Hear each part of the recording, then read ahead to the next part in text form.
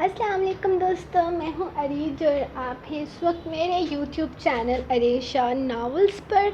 और मैं हाज़िर हूं अरीज की भक भक एपिसोड 3 के साथ। पहले दोनों जो मैंने बक बक का सिलसिला शुरू किया है, ये मैंने इसलिए किया क्योंकि बहुत सारे लोग कहते हैं कि आप बोलती हुई अच्छी लगती हो। तो कुछ लोगों ने बोला कि बहन अपना मुंह बंद कर लो, तो उनसे बदला लेने के लिए क्योंकि आप लोग जितना भी मुझे मना करते हो पर सुनते तो हो ना, तो तभी बाद में ताने मारते हो कि आपने ये बोला था वो बोला था। खैर, मेरे मुंह में जो आता है मैं वो बोलती हूँ, क्योंकि ज़ुबान बोलने के लिए दी गई है तो खुलकर इस्तेमाल करो यार। कोई चीज़ जिस काम के लिए दी गई है उसको इस्तेमाल करो। ओके जी, सबसे पहले मैं बहुत खुश हूँ रात से, क्योंकि रात से मेरी दूसरी किताब आ चुकी है। और मुझे ये वीडियो उन लोगों ने सेंड किया है कि आपकी किताब रेडी हो चुकी है, अब आपको भेजनी रह गई है। अभी मेरे हाथ में नहीं आई है, लेकिन किताब रेडी करके उन्होंने तस्वीर बना के उन्होंने मुझे कलम पब्लिशर, बहुत बेहतरीन एक पब्लिशिंग हाउस है जिन्होंने मेरी दूसरी किताब पब्लिश किया, और I am so happy and thankful. तो सोचा थोड़ा सा आपको बताऊं कि जल्दी में वीडियो क्यों ख़त्म कर दी। असल बात ये थी कि मैंने दो एपिसोड्स लिखनी थी, जो कि एपिसोड तो लिख ही लेता है बंदा, रिकॉर्डिंग में थोड़ा वो होता है, क्योंकि ऐसे मैं फ़जूल बोलने में तो बहुत ही कमाल की माहिर हूँ, लेकिन जब पढ़ना पड़ता है ना तब वो होता है स्क्रीन पर नज़रें जुमा के। मैं जानती हूँ आप लोगों में से भी काफ़ी सारे लोग ऐसे हैं जिनको नज़र का मसला है, तो वो नहीं पढ़ सकते इस तरह से यूट्यूब पे नावल। तो उनके लिए मैंने हल निकाला है, नावल ख़त्म होने दो, सब्र करो भाई, हल निकलेगा। और जिन्होंने बोला कि ई बुक दे दो, तो ना यार, ई बुक नहीं देना। ये जो नावल आपका मैंने यूट्यूब पे लाया है ना, ये यूट्यूब पे आएगा और बाद में जहाँ मैं सोचूंगी वहाँ पे आएगा, लेकिन ई बुक पे नहीं आएगा। नाउ अरीज शाह का कोई नावल ई बुक पे नहीं आएगा, क्योंकि सब लोग अफोर्ड नहीं कर सकते।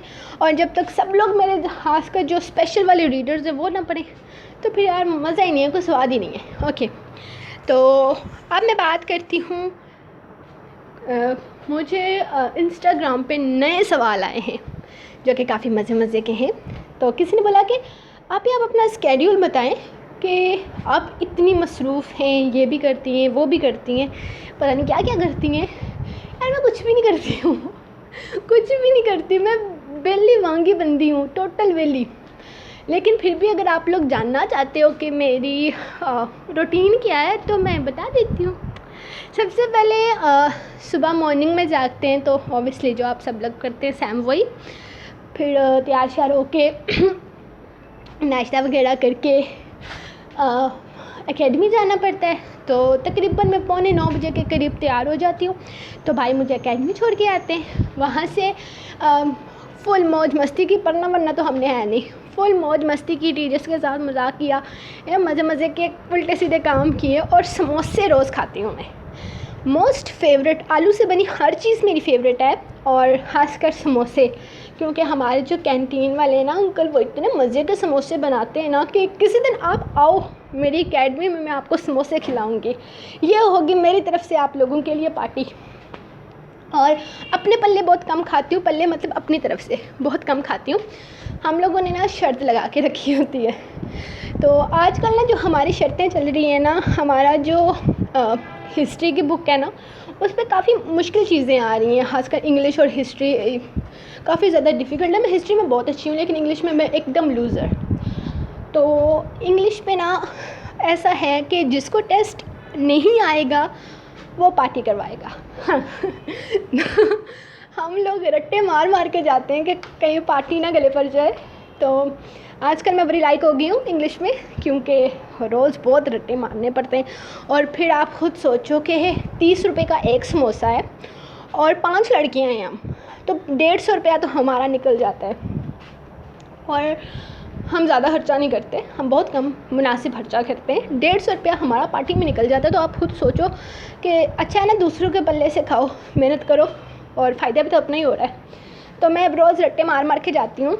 ये तकरीबन मेरे 16-17 दिन हो गए जब से मैंने यूनिवर्सिटी स्टार्ट की हुई है, मेरी एकेडमी स्टार्ट हुई है, उस दिन से लेकर अब तक मैंने कोई पार्टी शार्टी नहीं करवाई, मैं कुछ नहीं करवाया, मैं सिर्फ खा रही हूँ अभी तक। और घर पे लाजमी पढ़ के जाती हूँ ताकि कोई पार्टी गले ना पड़े। वैसे आप लोग भी ये काम कर सकते हो अपने दोस्तों के साथ मिलकर। तो मैं तो कहती हूँ आप लोग ये काम करो। ओके, ये हो गया मेरा एकेडमी का सिस्टम। तो एकेडमी में जो कि मेरी दोस्तें हैं प्यारी प्यारी, उनमें किंजा, आरजू, बिनश और नीलम, ये मेरी 4 फ्रेंड्स हैं जो कि हमारा एक ग्रुप है। हमारे ग्रुप का नाम है द स्टार्स ग्रुप। तो हम हमेशा साथ रहते हैं। तो एक बंदी और हो गई है हमारे साथ, वो अभी इतनी ज़्यादा अच्छी वाली दोस्त नहीं बनी है हमारी, लेकिन वो भी हमारे साथ वो शुरू हो गई है। शुमाइला नाम है उसका। तो वो भी हमारे साथ ज़्यादा वक्त गुजारती है। तो ये थी मेरी एकेडमिक स्टोरी। तो वहाँ से मेरी वापसी होती है 12:15 बजे, हमें छुट्टी हो जाती है। तो तकरीबन 12:30 बजे आके भाई ले जाते हैं। घर पे पहुँचते पहुँचते 10 से 15 मिनट लग जाते हैं ज़्यादा से ज़्यादा। घर आके वही खाना खाया, मस्ती की, ये किया वो किया। और लिखती कब हूँ मैं?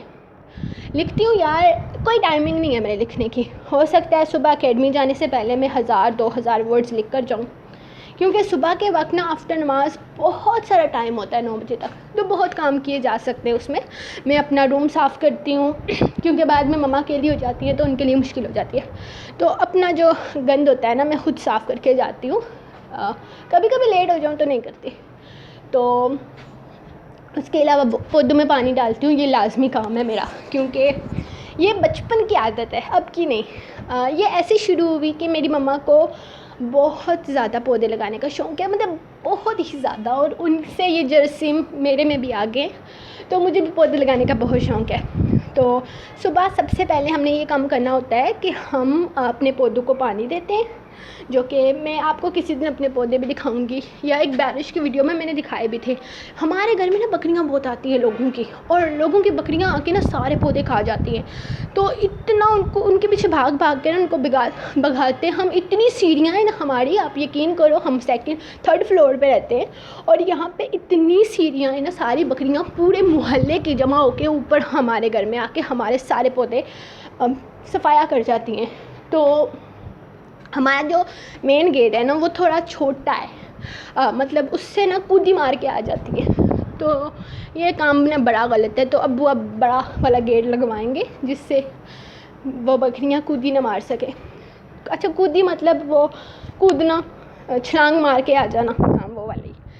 तो ये बकरियों वाला रोला हमारे घर में बहुत ज़्यादा है, क्योंकि मेरी मम्मा को तो इतने मतलब पौधों से प्यार है ना। वो मम्मा कहती हैं कि तुम लोग बाद में हो, पहले मेरे पौधे हैं। तो मतलब वो बचपन से पौधों की शौकीन हैं, तो अपने पौधों पे वो कोई रिस्क नहीं लेती। तो अगर मम्मा की गैर मौजूदगी में मम्मा के पौधों को कुछ हो जाए तो हम लोग ना आधे मर चुके होते हैं। कभी एक दफ़ा मैं वाक़या सुना रही हूँ। एक दफ़ा मेरा भाई और हम वो एक्शन फाइट नहीं होती जो वो पुरानी फिल्मों में हुआ करती थी, अक्षय कुमार और अजय देवगन की फिल्मों में। हम छोटे थे, मैं और मेरा भाई वो वाली ठिश वाली फ़ाइट कर रहे हैं। तो भाई की टांग लगी है और मामा का गमला वो जाके गिरा है, टोटे हो गया है गमला। उसके बाद जब तक मामा स्कूल से, मेरी मामा टीचर हैं, तो जब तक मामा स्कूल से वापस आती है ना, यकीन करो हम लोग आधे मर चुके थे। मतलब कुछ ऐसा हो जाए, वो जादू हो जाए, कोई मौजज़ा हो जाए, वो गमला जुड़ जाए। तो ऐसा कभी कुछ हुआ ही नहीं कि वो गमला जुड़ जाए और हम वो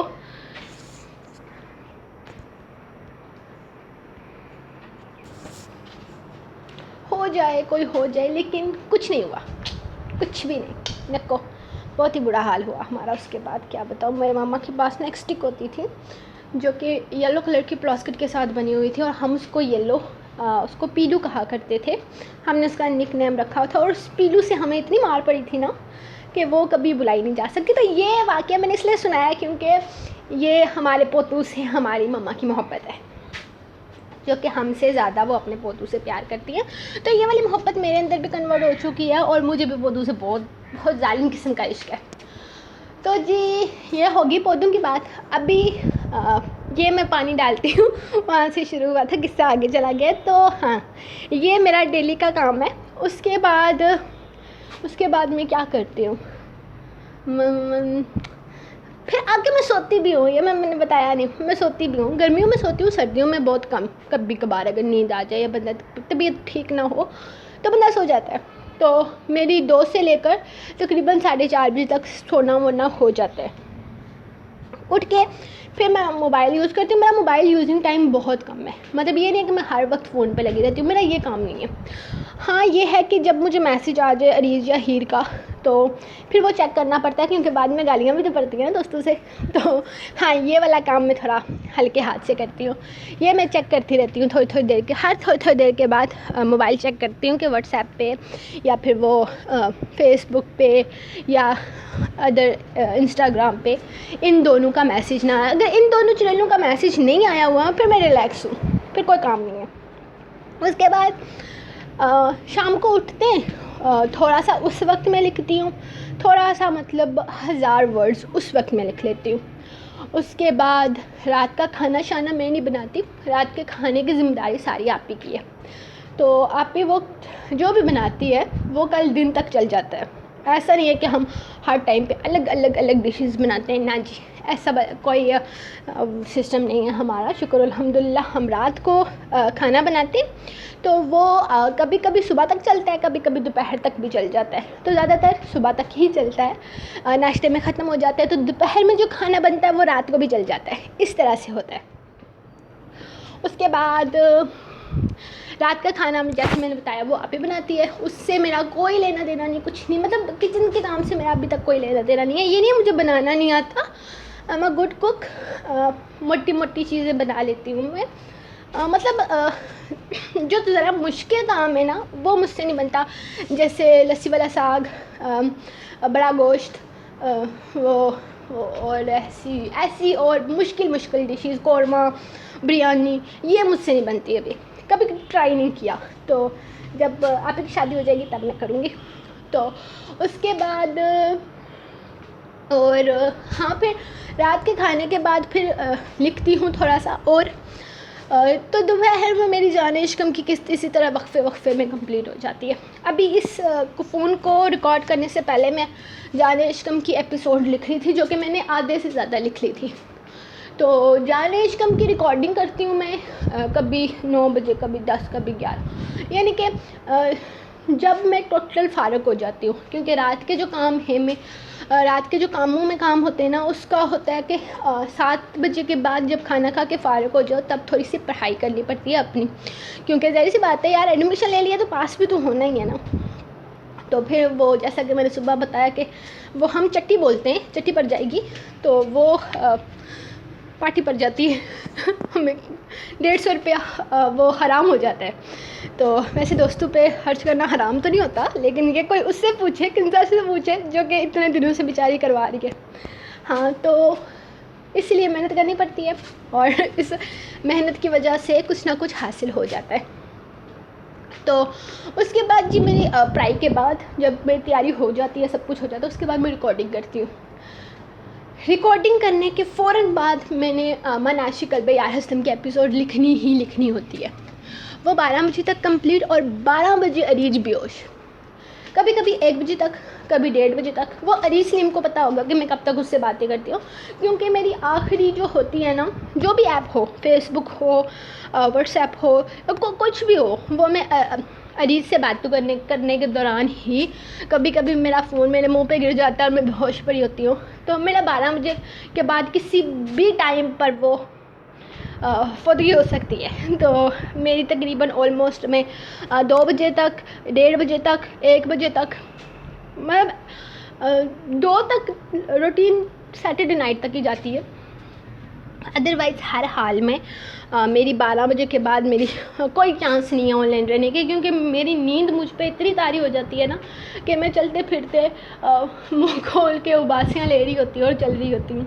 तो ये वाला काम। उसके बाद सुबह उठ के फिर से वही सब कुछ करना है, वही जो डेली रूटीन है। तो यही मेरी रूटीन है और मैं कुछ भी नहीं करती, बस मैं एक नंबर की फ़ारग बंदी हूँ। और मतलब छोटे छोटे काम जो लाइफ में लगे रहते हैं वो मतलब लाइफ का हिस्सा है, वो तो हमने करने ही करने हैं। तो ये नहीं है कि मैं कोई वो आला दर्जे का सिस्टम है मेरा। कोई मैंने शेड्यूल बनाए होते हैं, कोई मैं अपनी लाइफ को रूटीन के हिसाब से लेके जाती हूँ। नहीं यार, टोटल फ्री, कुछ भी नहीं करती मैं।